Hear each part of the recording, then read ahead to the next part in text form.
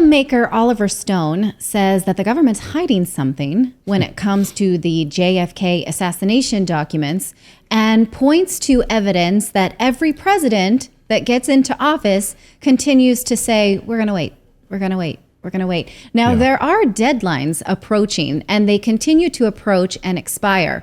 The next deadline is December of 2022.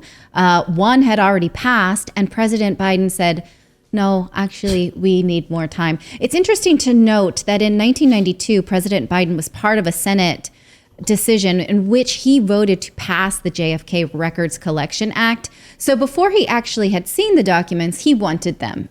But that was 20 years ago. He doesn't seem to want them now. Yeah, I mean, this is the thing with these presidents, right? We keep hearing from presidents that they are going to open up these documents, right? They are going to release the documents surrounding the Warren Commission, which, by the way, we now know if you watch this Oliver Stone new documentary, it's a fascinating look at after he released the Kevin Costner JFK film, like what was the fallout? Well, there was a couple of big things that happened. One, it ruined his career. He was vilified by Hollywood, and liberal establishment like vilified him. So he was sort of excommunicated from Hollywood.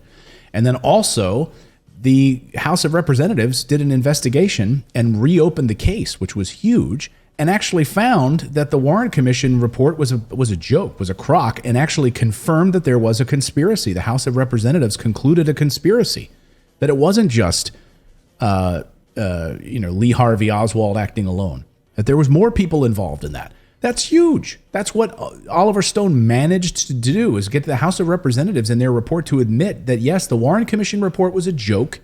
And by the way, there was a conspiracy, but it still ruined his career. He was asked about these documents, like, why are they not releasing these documents? And a great interview over in the Gray Zone. Listen to what he had to say about this on the Redline Show. In the 80s, there's a ton of information there, but who knows where it is. Files are important, but of course you can shred files, they can lose files. The Secret Service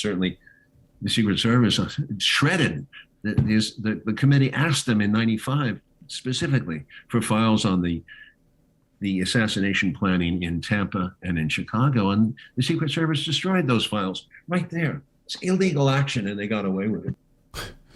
Totally got away with it. And so, I just finished reading this book called Chaos, which looks at the 1960s counterculture and specifically what the CIA was doing in the 1960s and 70s among the counterculture in the Bay Area and setting up these groups, infiltrating these counterculture groups. There's a lot of question as to Charles Manson's association. Was he an informant for the CIA?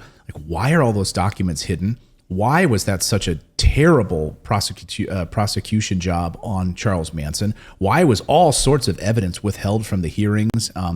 We now know, as CIA members, former CIA members, and people in the intelligence community have admitted the CIA's involvement in these counterculture infiltrations throughout the Bay Area, getting kids basically to smoke all kinds of drugs so that they could see what this culture was like and be a part of it, and to drive that sort of scruffy narrative so that government could come in and step in and provide some stability. Like, we're here, we're the government. See all these kids that are smoking LSD or doing LSD and all this acid dropping? We're going to step in and protect you.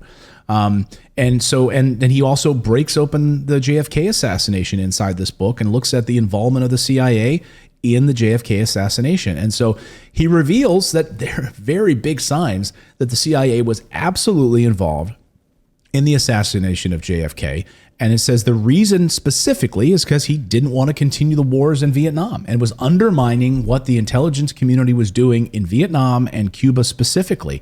And the evidence is pretty overwhelming. And Russia. This is exactly what you said earlier people miss about Kennedy. And I think especially I find in discussing his case with people from my generation, they had this kind of simplistic way of viewing him where they say, oh, he was an imperialist. He expanded the Vietnam War. He oversaw the Bay of Pigs invasion. Why would the intelligence community want to get rid of him? What do you say to people?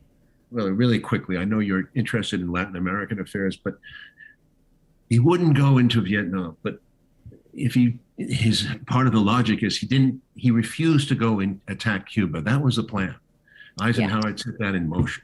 Bay of Pigs, he was supposed to have folded under pressure and actually ordered American troops in. He never did. Mm-hmm. So he made a huge amount of enemies. He destroyed the confidence of the military and the CIA. They were ready to go into Cuba. This is very important to recognize. But if he didn't send troops to Vietnam, why would you send them to Cuba? He refused to send troops, and that was the reason he was killed, basically. And then in 1962, this story continues. Bay of Pigs was not over. By 62, in October, it becomes a crisis again, and the military is ready to invade. They were ready to invade through 1962. They wanted to go in.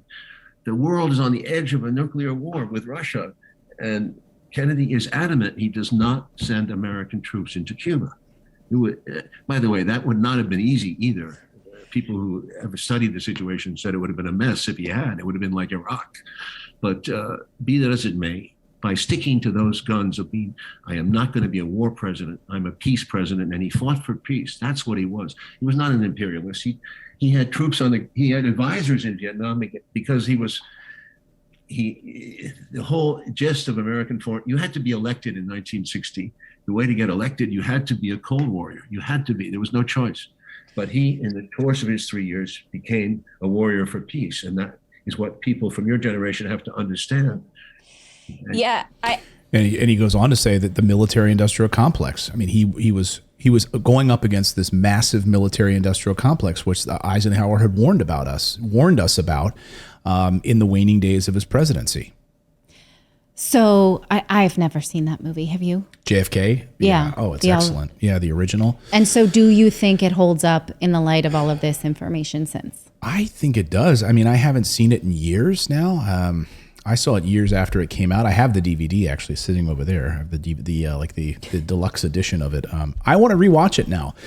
And as David was talking about earlier, this new documentary that is called Revisited, looking through the looking glass, his new JFK Revisited documentary that's out now, which shows overwhelmingly that the what? That's the what? The movie poster is right there. Just pull it up and keep it frozen. Where? Right there where you are. This? Yeah. I remember reading in the book. Just pause it. Okay. There we go. We'll look at it so we know what to look for when we look for it on our screens. Yeah, that's a book by James Douglas. Oh, that's not it. No. Sorry, I interrupted you for nothing. Yeah, that's okay. Carry on, please. But anyway, the documentary is called JFK Revisited, Through the Looking Glass.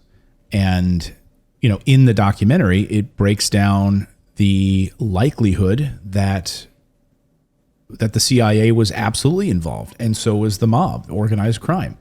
I mean, how do you get Jack Ruby, who never, I mean, literally inside of a jail to go after and plot to kill Lee Harvey Oswald, like inside, just days afterwards, like inside the jail cell. I mean, it's really fascinating, and I just don't know why we haven't released these documents. I mean, if you want to think about it, the reason we haven't released the documents, just follow. It's a simple line, right? Isn't Occam's razor, right? The simplest explanation is usually the yes. one that's right? So the simplest explanation of why they're not releasing these documents is that it would absolutely undermine our intelligence community, that the CIA was intimately involved with the death of a president. Yes. I mean, what more can you need? What more do you need? I'm not saying yes, I believe that. I don't have enough information, but yes, that is what would happen. Yeah. I mean, yeah. There's been so many stains on. Did we lose David, by the way? Nope, I'm here. Oh, okay. The music disappeared, so I thought I heard the feed. Yeah, I turned the music off because we couldn't hear Oliver. Oh, okay. I just thought that section of the video went quiet. But anyway, yeah. So you said, David, before the show started that Oliver Stone's going to re-release. There's going to release a full amount of these videos, right? Yeah, it's basically like a director's cut kind of thing in January. Of all, yeah. So obviously his concern is that there's something here and not enough people care to demand it, and that the White House can do this with very little consequence, right? Because there's only so many people who are really worried about this. Most of us need to go about our day and raise our kids. So this is his project to raise awareness and demand transparency from our government. And this is why he says it matters. Yeah. And Glenn Greenwald pointed out in a tweet just yesterday, he's friends with Oliver Stone, obviously, because a movie about him. But he said, in 1991, Oliver Stone was the most celebrated director in Hollywood, having won 2 Oscars in 4 years. Instead of cashing in, he used his platform to make JFK, the first mainstream cultural product to question the official JFK narrative. He was pilloried and destroyed for it. And he goes on to say, the vicious reaction to that film on the part of the corporate media, corporate press, was insane. Go read it. But it resulted in opening up the archives. His new documentary, JFK Revisited, leaves no doubt for any rational person that the Warren Commission story is a lie, a cover-up. Even Stone's critics admit that this new documentary destroys the lone shooter Oswald theory, which the U.S. government fed to the public for years.